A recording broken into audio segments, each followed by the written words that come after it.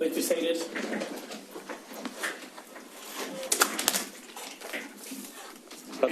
Brother Clinch, can I just ask you on this topic of how to deal with brothers who've been either convicted criminally or have been found within the Christian Brothers to have committed abuse, sexual abuse. I want to ask, is there within your order, is there an intermediate position where a brother in that position can be materially supported and supervised and perhaps even live in the community but be stripped of their status as a brother and no longer have the title, for instance, of brother? That would be my preference, yes. Is that an option that is presently available? It will be. It will be? We haven't actually enacted such a thing yet, but certainly it's on our agenda. Does it require some change to your constitution or anything of that nature? I would say, I haven't researched it, but for a person to live within our community, as what I've been using it earlier, it would require, I would do anyway, is contact our congregation leader and discuss the matter with him. I know there is in our understanding of religious life, we can give permission for a person to live outside of the community for a certain period of time and yet remain within the congregation. So I can gather that I'm assuming that the reverse can happen as well. Yes, okay. And we've had people live with us that are not brothers. That's fine. We've had that quite a bit over the time. So that's your own preferred way of dealing with people in that position, is that right? Yes. And the difference from the current practice is the formal removal from the order and the stripping of the title of brother. Is that the main difference? Could you say that again for me, please? Just comparing that with how they might be managed at present, yes. Is the main difference that they would be formally removed from the order of brothers and they would no longer be called a brother? Yes. If that was the case, which we would explore, that would be the case that even now we encourage them, don't use the term brother because it is offensive for some people and they would just go by their name, Joe Blow or whatever it is. And they certainly don't wear distinctive garb. Thank you. And just on a related topic, an issue which has caused some ongoing controversy and in fact was the subject of an article in The Age yesterday is the provision of money by the Christian Brothers to brothers who are the subject of criminal charges to assist with their legal costs. Yes. Can you just firstly give us an indication what the policy is? Yes. Again, that's another one we've grappled with and I know the case very well that you speak of. Yes. Over a period of time, and I very much rely on expert advice here, and we have a consultative committee which is chaired by a former County Court Judge of Victoria who has got rich experience on parole boards, etc., who's enabled me and given me wise counsel and the members of that committee. So there is a protocol that said, and underlining the basic principle is we want to enhance the legal justice system. We don't want to clog it up or delay it. So that would be my basic premise that we offer from.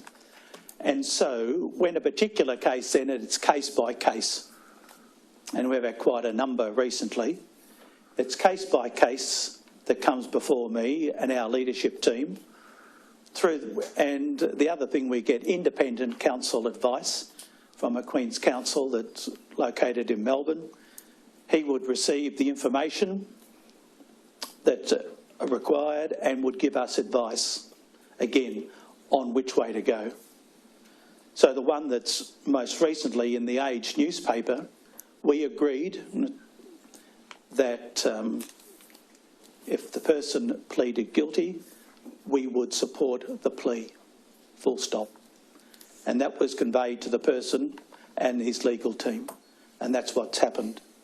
So I know I wrote the letter myself on this one, that we would not contest and we would not pay for any trial and we would not pay for any appeal. When you say it's assessed on a case-by-case basis, then what are the criteria that you're looking for in particular cases to decide whether or not to provide funding? Well, again, as I said, we wanted to enhance the legal system, don't clog it up.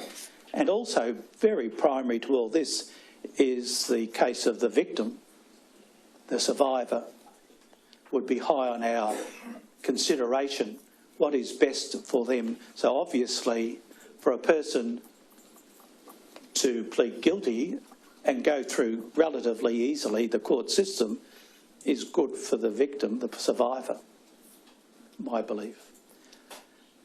Where other times that I've known that we've had a couple of cases recently, and the Queen's Counsel advice was that the case wasn't strong. So we said, no, we will not fund this, with a former brother, in fact. And appeal was made to us to sponsor. He went ahead with his own funds and lost the case. So just verified the advice we got was correct, even though some were quite disappointed that we didn't financially support him. So it really goes on a case by case, and really I am not a legal person, I state that, and I'm very much reliant upon the very good advice that we've got, and that advice I trust at this stage because I've got no reason not to trust it. Thank you, Brother. Brother Carroll, can I turn to you, please? Can you state your full name? Peter Gerard Carroll. Thank you. And you've provided statements to the Royal Commission for the purposes of this case study on the 17th of October 2016 and two statements on the 9th of December 2016, one relating to the education arrangements and the other relating to formation. Is that right? Yes. And are the contents of those three statements true and correct? As far as I know, they are. Thank you. And you've previously given evidence to the Royal Commission in case study 43, is that right? Yes. Brother, you're the Provincial of Marist Brothers in Australia? Yes. How long have you held that position? Since September 2015. And the province of Australia covers all the Marist Brothers within Australia, is that right? That's correct, yes. Until 2012, there were two separate provinces, is that? Yes, from 1948 to 2012, there were two provinces, the Sydney province and the Melbourne province. Thank you. Do you have any overseas responsibilities? We have a ministry in near outside Phnom Penh in Cambodia, where there are Australian brothers, and which we have an oversight of, but there is a local board that manages that directly. And we also have some brothers in East Timor, in Bacau, and they work mostly in the Teachers' College there. Thank you, Brother. Now, just to understand the current activities of the Marist Brothers, the Marist Brothers continue to be heavily involved in schools, is that right? Yes. We say if we had, of our 214 brothers, there might be, say, 35 who are part-time or full-time in schools, and there would be another number of brothers who are involved in the administration, the general administration of the system of schools. Thank you. So, of the 35 you've referred to, you're talking about people involved in teaching positions? Yes, we would have, I think, 8 brothers who are principals of schools. We would have others who are involved in the pastoral services, the counselling, the learning enrichment programs. There are very few who actually teach classes, though. And just in terms of the organisational structure of the school system that the Marist Brothers are involved in, you've explained in your statement institutions that are called MSA schools. Can you just outline briefly what they are? Marist Schools Australia is the entity that governs and manages our schools. And there are 12 schools which are under the sole governance of MSA, and there's one which we co-govern with the Diocese of Sale. So there's 13 across the country. And the MSA leadership team, which is made up of the national director and the regional directors, have responsibility for overseeing the management of those schools. Are they lay people or brothers? There's one regional director who is a brother, and the other 3 are laymen. Thank you. And there are also regional councils underneath that, is that right? Yes, they're advisory, the regional councils. So they look at the schools in the clusters where they are, and they offer advice about the finances, the policies, the human resources, the direction, the strategic planning of the schools. And who are the members of those councils? Are they lay people or brothers? I think they're wholly lay people. Thank you. Just outside the educational sector, can you give us an indication of what some of the other Marist brothers are doing in their ministry, and in particular any activities that involve regular contact with children? I don't think there are many involved outside schools, to be honest. We're a bit similar to the Christian Brothers in that our average age now is 73.4. So there are a good number of brothers who are retired from full-time ministry or even part-time ministry who are in care or receiving care. But I still think the majority would be involved fairly directly in some sort of work in and around the schools, of those who are. There would be some who do community volunteering work, but that's probably not too many of those. Thank you. And in terms of people entering the order, are you still receiving candidates into formation in Australia? Oh, they're a trickle. We had 2 professed in 2015. And they were the first to be professed since January 2011, I think. And their formation involves a combination of Australian and overseas activities, is that right? Yes, they would have begun in Australia here as what's called aspirants, so they showed some interest. And then they would have moved into the more formal stages of formation.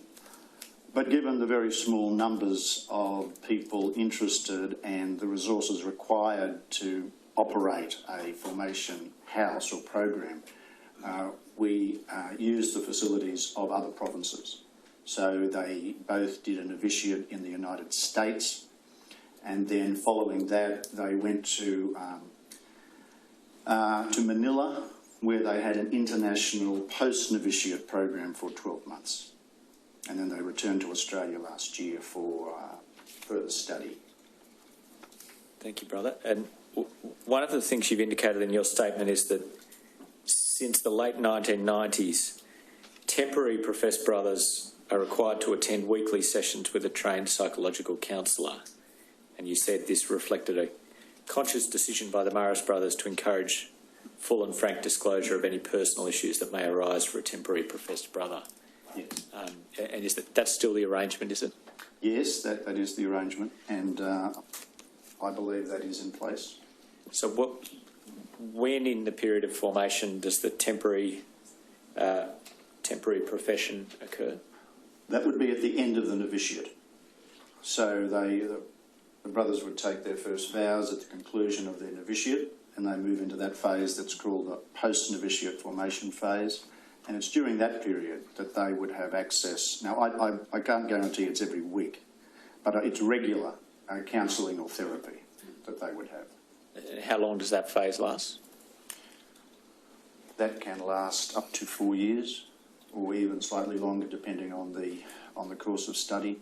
I suppose we have tried to personalise the formation more, especially now since people are coming to us who are a little older, and some of them have finished all their tertiary studies already. So for those who have concluded their tertiary studies, it may not be as long as for those who are younger and haven't done their tertiary studies. Thank you. And post-final vows, what arrangements are in place for the supervision and counselling of brothers? I think post-final vows, it would be encouraged but not mandated. So I certainly would hope that brothers would have access to a counsellor or a psychologist or a therapist or a supervisor But in the end, the decision is theirs. And what about yourself? Do you have a professional supervision arrangement yourself? I have arrangements in place, yes, and I have had rather extensive periods of in rather intense therapy myself. Thank you. And is that just something you take of your own initiative, or is there a policy or any guidance you receive? No, there's no policy as such, although I have been very strong in advocating that the members of our Professional Standards Office, for instance, have supervision and support. So I think it's something that is just very important for the well-being of those people. Thank you. Now, can you just tell us a little about the governance structure and how you are both assisted as provincial and also kept accountable as provincial? What are the structures in place? We're in a period of transition. So there was a time a couple of years ago when basically the province had the full responsibility and governance and oversight of all of our ministries. We are developing a new structure and a new entity, but that hasn't yet evolved fully. So we are developing what's called an association, the Marist Association of St Marcel and Champagne. That will be in itself, as the others have indicated, a public juridic person, which means that it will be able to conduct works of the church in the name of the church. But we haven't got there yet because we haven't managed to achieve canonical approbation yet. But we hope that will come. So at the moment, what's happened is that the Provincial Council has delegated full responsibility for the oversight of ministries to what we call the Association Council, and the Association Council then has governance oversight of all of the ministries. So on that council, for instance, there are 9 members. There are 3 brothers, 3 women and 3 laymen. But I am the chair and leader of the association at this point. But in time that will devolve to the person who is elected by the association as the leader. So will the position of provincial continue to exist under the new model? For the brothers only. So that as long as there is a province in Australia, or that we are part of a province, then there will be a provincial. But that provincial might not have any, and probably won't in time, have any direct connection with governance or supervision of ministries, of institutional ministries. Now, the governance and supervision of institutional ministries, does that effectively include the supervision over the brothers who are performing those ministries? Yes. So our understanding would be if you are in a say, Marist school, you are accountable to the principal of that Marist school, to the regional director, to the national director. And so the same standards and protocols would apply to the brother as to any other person in that school. Thank you. Now, in terms of international supervision over the province, can you just explain a little what arrangements are in place and to what extent you need to report to international bodies? I think it's very similar to the Christian Brothers in the sense that I was appointed as provincial by the Superior General, but that was after a consultation with the brothers. So I'm accountable to the Superior General. But in many ways, there's not a lot of supervision from the General Council. We are very much a sort of a federation model where each province is quite autonomous within the constitutions of the Institute. Do you have the authority as the provincial to dismiss a member from the order? No, it's the same as with the Christian Brothers. I can get approval from my council to recommend to the Superior General that a brother be dismissed, and then he would need to take that to the Vatican office for a decree. What about suspending a brother? So rather than dismissing from the order, suspending them from ministry or directing that they can and can't do certain things, is that within your power? Yes, we can and we have done that quite regularly, I suppose, in terms of these particular issues that the Commission is exploring, so that there are brothers who are stood aside from ministry, others who are told they can have absolutely nothing to do with young people. So, yes. And none of that requires the Superior General to consent or support that action? No. Thank you.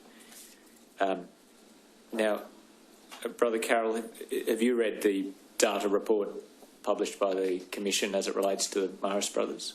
Yes, I have.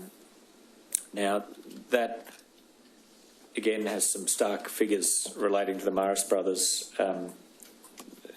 For instance, 486 claims of child sexual abuse made that were responded to by the Marist brothers, leading to some $31 million being paid in relation to 286 claims. And the assessment of the proportion of Marist brothers who ministered between 1950 and 2010 who were the subject of a claim of child sexual abuse is 20.4%. Now, you must have had cause to reflect on those numbers. Yes, and we provided the data to the Royal Commission, so we were well and truly aware of the numbers and of the list and of the names. So, yes, it's something that has, I suppose, preoccupied me for some time, wondering how offences could occur to start with and why in such numbers. Well, can I ask you what conclusions you've reached? Well, I don't know if I have reached any final conclusions, but what I do know is there doesn't seem to be any easy answer. There doesn't seem to be one reason. There's a web of factors that have contributed to it, tragically. We know that there's a gender issue. We know that, all the offences, so many of the offences male, for whatever reasons there are in our psyche. We know that there's an access issue. I mean, we did, operate a lot of schools. We had about 20 boarding schools or residential facilities, but that doesn't account for it either. So there has to be something, personally, like in the individual, has to be something structural, something cultural, in the life that was lived. And I think some of those have been identified. We've seen, the screening. So screening was virtually non-existent. When I joined the brothers, we had no psychological testing at all. And I think it was probably distrusted at that point in the 1970s to a certain extent. So, and then obviously we had some pedophiles in our ranks who were not identified.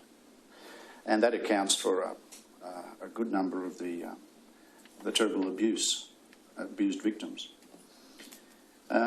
We had poor formation and training. And I know I've said this to some of my friends and they've said, well, we as married couples, we didn't get training in psychosexual development. But I'm meaning more than that when I talk about formation. So, I'm talking about formation into a particular profession, the training that probably was very limited and that a number of people had very patchy training. I think the formation into the church, so there probably was that sense of entitlement. That's akin to clericalism, and that some of the brothers would have seen themselves as set apart and special. So I think there are all those aspects of formation. I would agree with what Peter Clinch said about the culture that developed here in Australia.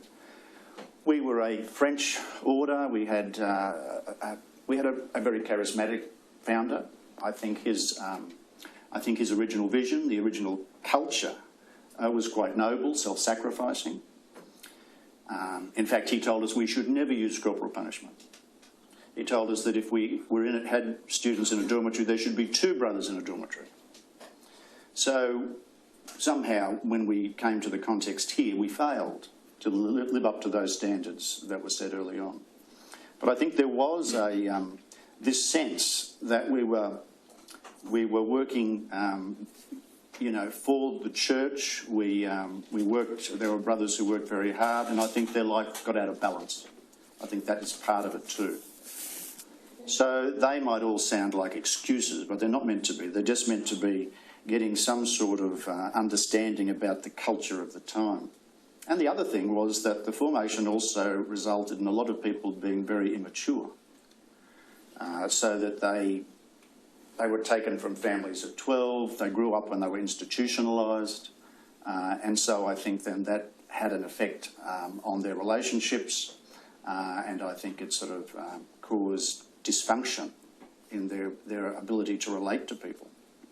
So, I mean, they'd be some of the issues, that I considered, but I was also interested in what Dr. Robinson said last week about, the inhibitors.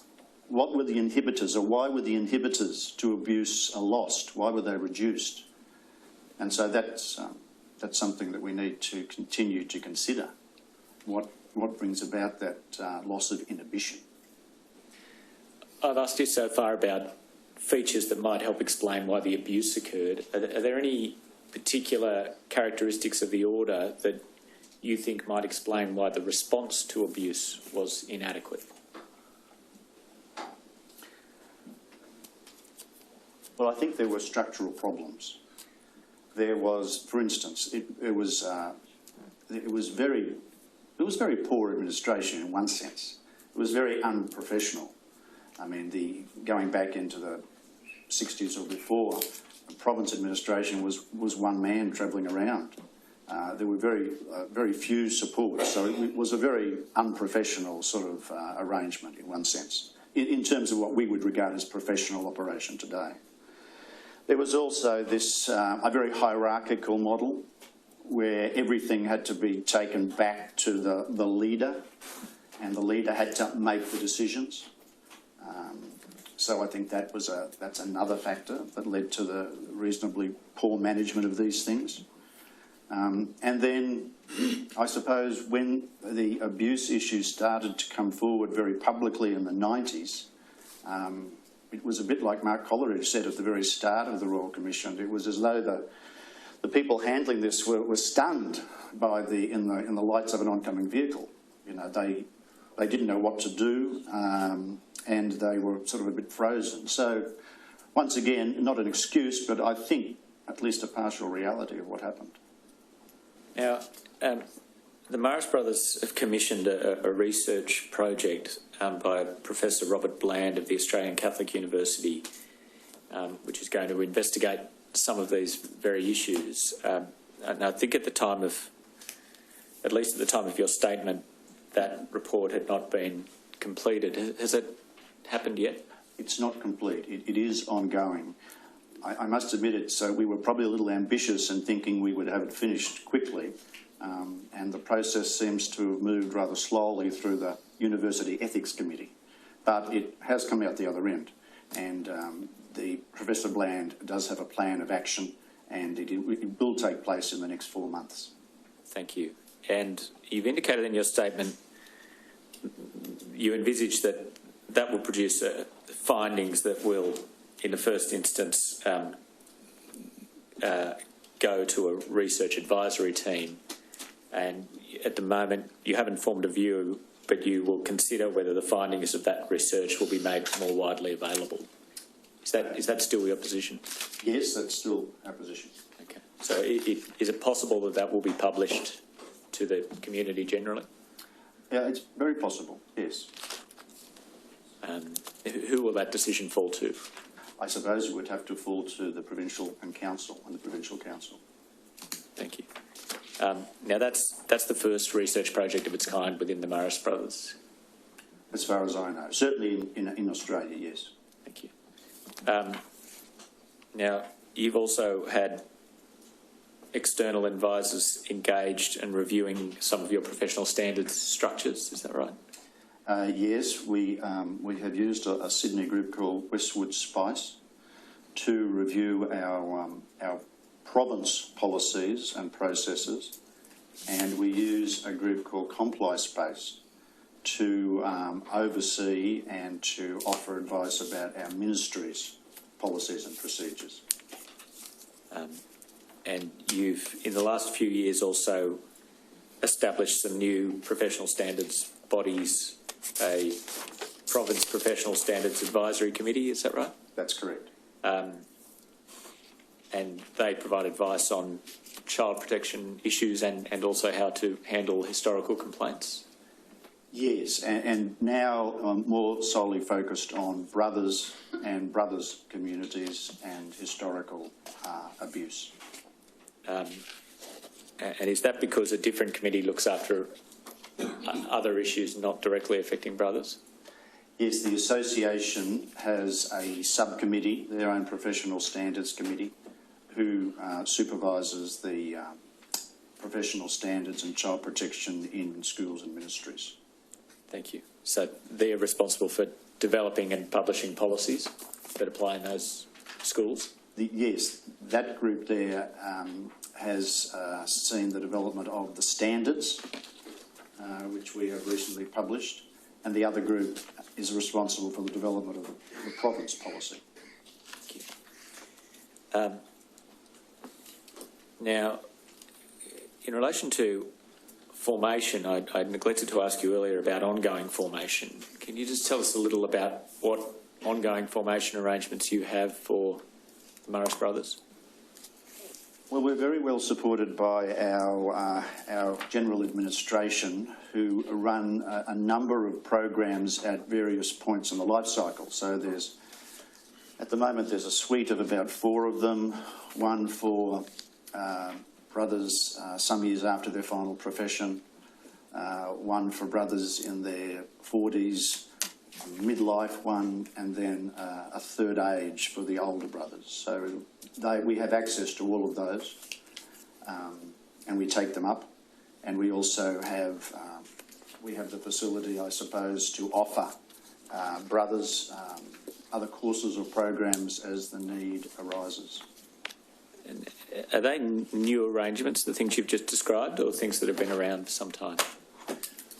The suite of 4, that's new, but there's always been 2 international programs. Well, not always, but for a good number of years there's been 2, which was the midlife and the older one, the third age program. Now, in terms of the professional supervision that's available to brothers and others working in ministry, I think you've indicated in your statement that professional supervision is arranged by the relevant authorities that look after particular ministries, for instance, Marist Schools Australia, Marist Youth Care, Marist Solidarity and Marist Youth Ministry. Is that the position for each of those? Yes, they would, or the CEOs, or the boards of those would have some oversight of that. I can't speak 100% accurately about how often that supervision is conducted or taken up. Do you know what form it takes? Well, I suppose there's the professional supervision of an agency, for instance. So the CEO is accountable to the board, the principal is accountable to the regional director, the people in the school are accountable to the principal. So in terms of professional life, there would be those accountabilities, as well as performance reviews from time to time. Did you hear the evidence last week about pastoral supervision, a particular form of supervision provided by trained pastoral supervisors? No, I didn't hear that. Are you familiar with that type of supervision? I think I am, depending on what was said, I suppose. Are you aware of anyone within the Marist ministries receiving what is called pastoral supervision? I really couldn't answer that question. Thank you, Rob.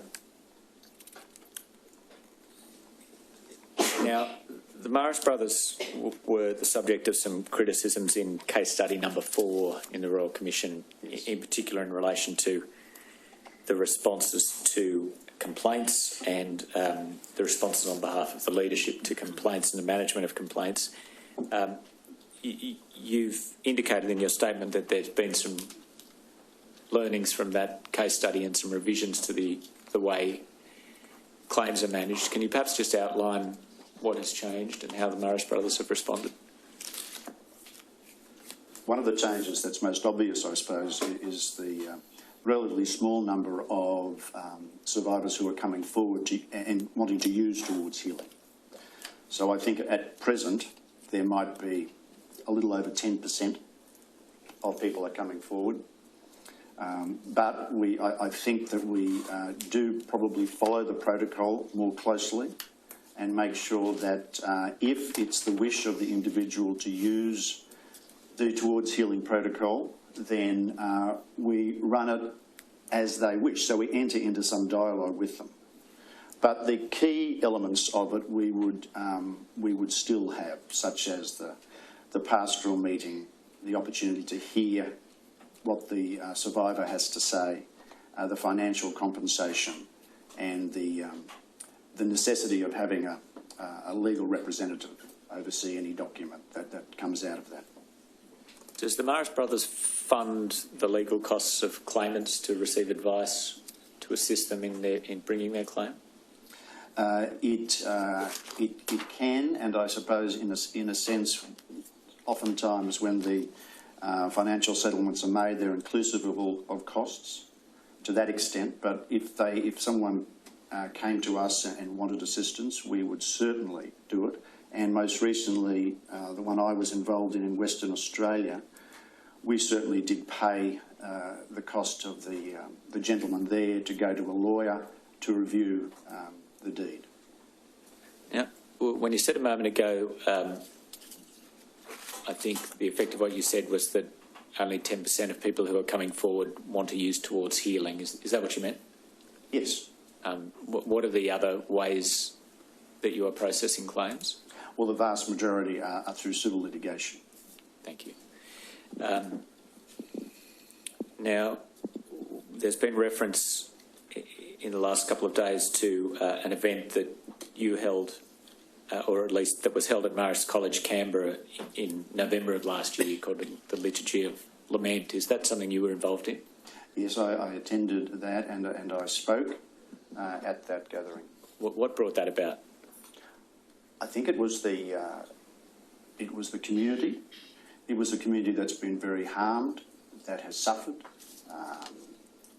and I think the principal of the school there and the community in the school believed there was need for some tangible sort of symbolic expression of sorrow and regret to those people. So it was really there at their instigation. Has that happened in other places? And not in any of our other schools that I'm aware of. But that doesn't mean that they won't. And we're certainly very open to supporting that and encouraging it. Thank you. Now, the Marist brothers were also the subject of case study 13, which referred to two particular brothers who'd perpetrated abuse. And one of the criticisms that emerged from that case study was poor records and the way that contributed to an inadequate response. Now, is that something that the Marist brothers have addressed in recent times? I think since the beginning of the Royal Commission, and it probably predated that, there has been a developing sense of professionalism, and that has been certainly sharpened since those first hearings that we were involved in. We have a comprehensive recording, digitised recording that's accessible. We have established a database so that the material is available very quickly. So, yes, I think the records now are well handled. I think they're well managed. So does that include digitising of historical records? We've had all of our Provincial Council minutes digitised so that if there are questions about individual brothers or former brothers, then we can access that information quickly. Do you have an issue, or did you have an issue when you were undertaking that project of the kind Sister Locke referred to earlier, with records being in other buildings or other institutions and not being in the central record repository?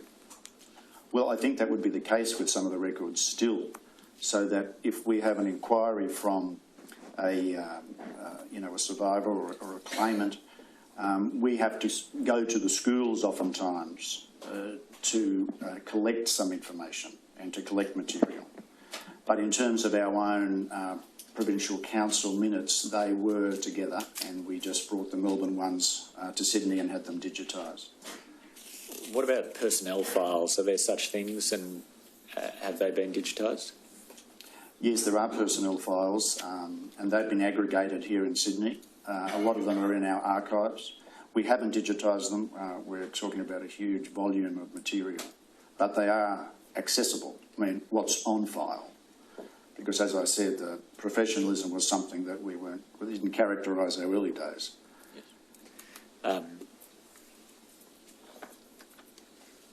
Now, you've also referred in your statement to the systems that are in place dealing with information about religious who might move from one place within Australia to another, and you've referred in that context to a new Australian Catholic Ministry Register which is being developed. Can you just explain a little what that is and how it's intended to work? Well, that's being rolled out by the National Committee for Professional Standards, and it's essentially so that clergy and religious are recorded, and the suitability for ministry with young people and vulnerable adults is recorded, and that's accessible to any diocese or any parish, I suppose, around the country. So it should make that process of checking on people who are coming in to work in the diocese so much easier and quicker. Do you have any any Marist brothers in ministry in Australia who were ordained or took their vows overseas? We have one brother currently working in Sydney who is from Nigeria, and he is here for a short-term placement and will return to Nigeria in the middle of the year. So that's one brother. Is it a common arrangement that you... Most uncommon, really. I mean, it may become more common given the number of brothers, but it's unlikely. Now, you will have heard me ask Brother Clinch some questions earlier about the policies in the Christian Brothers as to how to deal with brothers who've been the subject of criminal allegations that have been proved in the criminal courts or complaints that the order has found to be substantiated. Yes. Can you explain what the policies of the Marist Brothers are for handling people in that position? We had quite a vigorous and rigorous debate about this issue at our Provincial Council meeting after hearing number 13. So what we have done is we have kept the brothers in the province. We have placed them under restrictions. So the restrictions are that they can't have any ministry or access to young people, that they need to live in a location that is separate from schools, that they need to adhere to supervision, and in that way try to ensure that they don't offend again. So we've in fact developed those plans more comprehensively into safety and wellbeing plans. We have a safety and wellbeing officer who forms part of our professional standards office team, and she oversees those plans, the implementation of those plans. She meets with those, what we call restricted brothers, reviews them, and then periodically makes adjustment to the plans in consultation with other people in the professional standards area. You've referred to a rigorous and vigorous debate. Were there those within the Marist Brothers who favoured more extreme action? Yes, the debate was about whether we should dismiss and when we should dismiss. And the opinions varied from they should all go to they should all be kept for safety and security purposes. Now, with the policy that you have settled on, people having the restricted brother status, they remain formally part of the order, is that so? Yes, they do. Are they allowed to call themselves brother if they wish to? We haven't formally taken that from them, but in one sense, there aren't many occasions in which they would, because they don't have any public profile or public ministry. And so they're likely to be living in places where they wouldn't even be recognised as a brother. Do you know if, under your constitution, it would be possible to have a different status whereby they were dismissed from the order, no longer brothers, but would have all the other arrangements you've described? They would still live in communities and still be subject to a safety and wellbeing plan? I doubt if that is part of the constitutions currently. But I do know that we have a general chapter coming up in September, and one of the issues that is on the agenda for that is the whole disciplinary issue for offenders and how they should be dealt with. So I'm not sure what will come out of that. But there's no provision for that at this stage. I think you're either a brother in training and a brother or not. What's the Morris Brothers policy when it comes to funding legal assistance for brothers who are the subject of a criminal charge? Well, it's very much as Peter Clinch has said. It's a case by case. Most of the men who have gone through a court process, and in fact, say the 3 who are in jail currently, they've all pleaded guilty. So that certainly assists the speed with which the matter is resolved. When others are quite adamant that they are not guilty, then we have, I think, a responsibility to assist them. So that's what we do. We fund them. Well, as we do the ones who plead guilty as well. Is it the case that you would assess it on a case-by-case basis, or is it just the general policy that you do fund their defence? Yes, well, I think it's a general policy that we fund it, yes. But it would depend, and we haven't got to this, where, like if there was a request for an appeal, for instance, then that is something we would have to assess very carefully. Thank you. Brother Carroll, have the Morris Brothers formed a view about whether they will opt into the Commonwealth's redress scheme? Yes, I think we're very keen to be involved in the redress scheme, and we certainly hope that it is a national redress scheme. Because one of the problems when you're a group that operates across different jurisdictions, state and territory, is dealing with different requirements. So it would be great if it was a truly national redress scheme. We would be very keen to cooperate with it. Sister Locke, I think I neglected to ask you that question. Has the Institute formed a view about whether it wants to opt into the Commonwealth Redress Scheme? Yes, we've strongly supported the work of the Truth, Justice and Healing Council in trying to promote that, and we're very grateful to the Commission for that recommendation. Certainly hope it will succeed and will be there. Thank you. Brother Payne, can I... Sorry, before you move on, I just have some brief questions to you, please, Brother Carroll, on celibacy. I just want to understand, is celibacy mandatory for the Morris Brothers? Yes. And if, hypothetically, the Morris Brothers orders wanted to opt for optional rather than mandatory celibacy, would they be able to do so, or would they have to refer to the Vatican? I don't think that would be feasible under our constitutions. But if you change your constitution, could you do it without referencing the Vatican as a whole? No. They do have an oversight of constitutions, and they would need to approve them. Having said that, I'm not sure that the style of life, that is a religious's life, would would be compatible with the married state. So I think it's a matter that people have to decide if they want to be married or if they want to be part of, the Brothers. And so over the years there have been many men who have started off life in the Brothers and then left to get married. Thank you, because I wish to understand whether religious orders in their autonomy have the same sort of licence as, for instance, the Maronites have. Not in that sense, no. Not in terms of married clergy. Well, we're not clerics anyway, so it's just it's a brotherhood. Thank you. I can have against brother, but can you tell us what are the aspects of the brother's life that would preclude married brothers?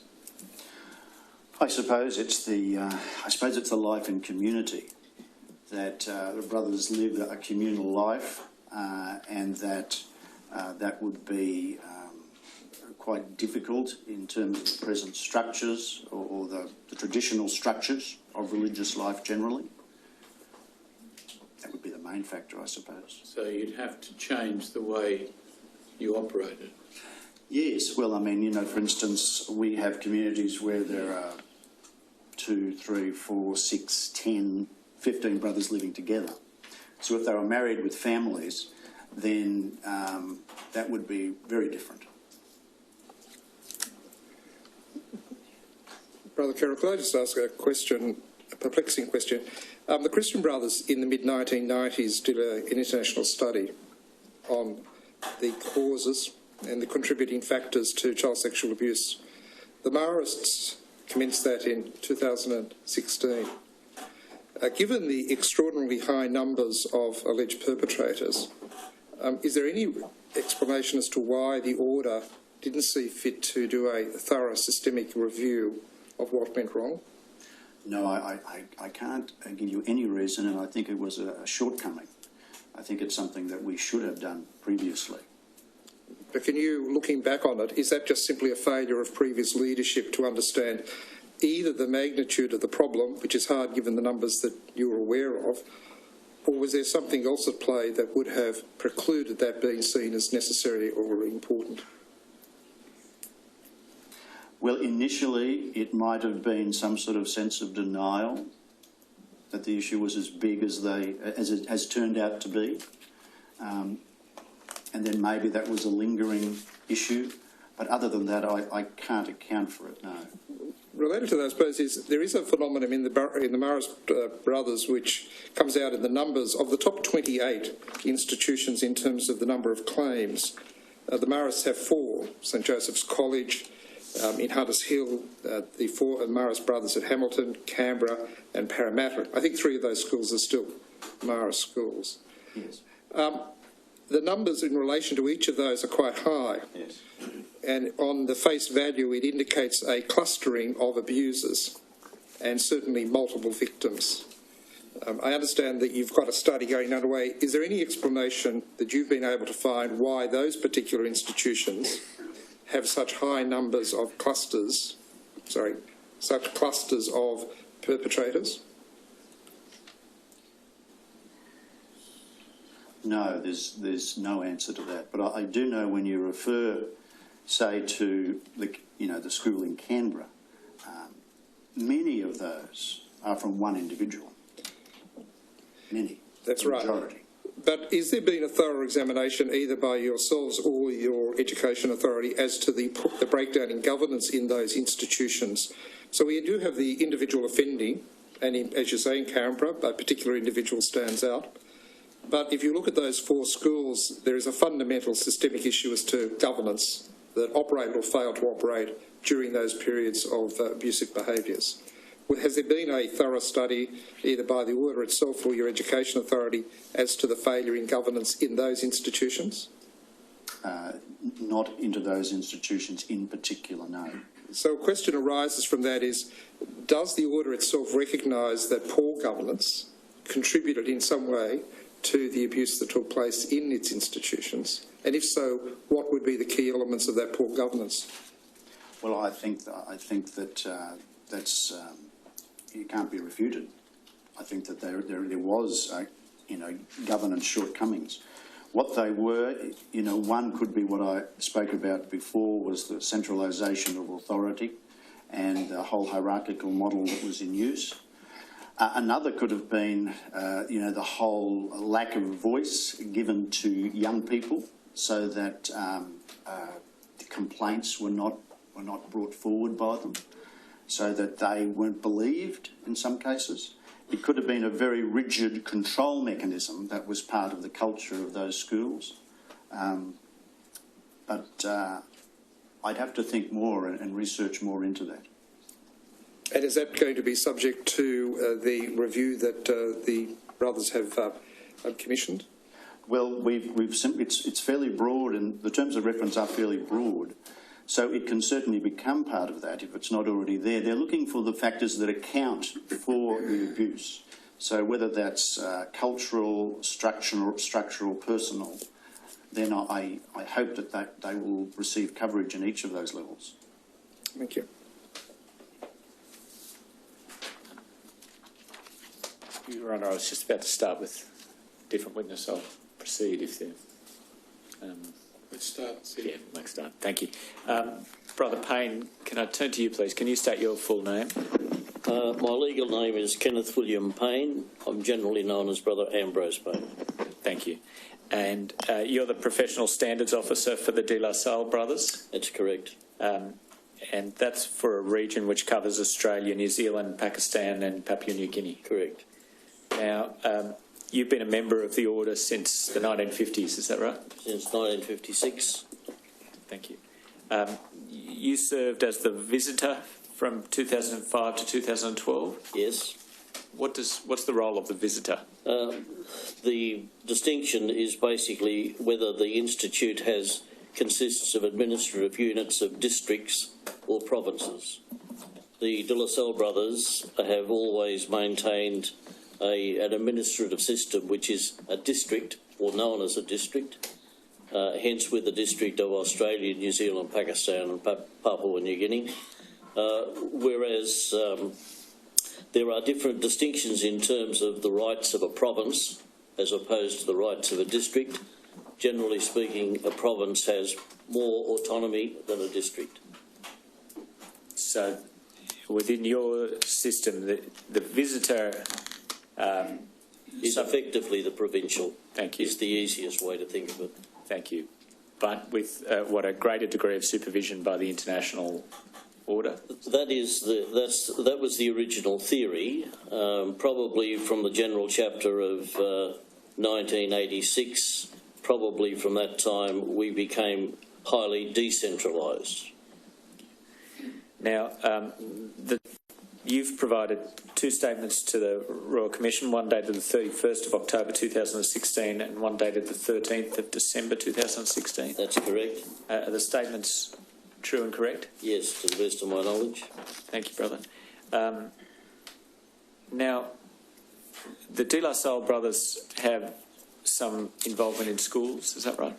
The De La Salle Brothers currently have responsibility for 4 schools in Australia and 1 in New Zealand, responsibility for 3 different establishments in Papua New Guinea, responsibility for 2 English medium colleges in Pakistan and a number of Urdu Christian schools. And I think that covers the general expansion of the educational responsibility. Thank you. Within Australia, are the schools administered through public juridic persons? No. Currently in Australia, the arrangement is that we have an incorporated body called a Mission Council, which acts as a trustee for the organisation in terms of the oversight of ministry, and each of the schools are separately incorporated, as is the major welfare work that we're concerned with, separately incorporated, as is a foundation which is fundraising, separately incorporated. Do De La Salle Brothers continue to teach in the schools? There are 2 De La Salle Brothers teaching full-time in schools, in Australia and New Zealand, 2 who are school principals, and in Papua New Guinea there are probably 10 De La Salle brothers teaching in schools or in the Teachers College. We have 1 De La Salle brother as a lecturer in Australian Catholic University, and we have in Pakistan 16 brothers engaged in either formation or teaching in schools. What other ministries, just focusing on Australia, what other ministries are the De La Salle brothers involved in? The principal ministry is tied up with what's called now Your Town, which conducts a telephone counselling service called Kids Helpline, and is engaged in a number of employment support contracts with a specialisation on the 18 to 25-year-old group. It also conducts 1 family refuge and one woman's refuge in Queensland. Mr. Free, I think we might break. Yes, thank you. Take lunch.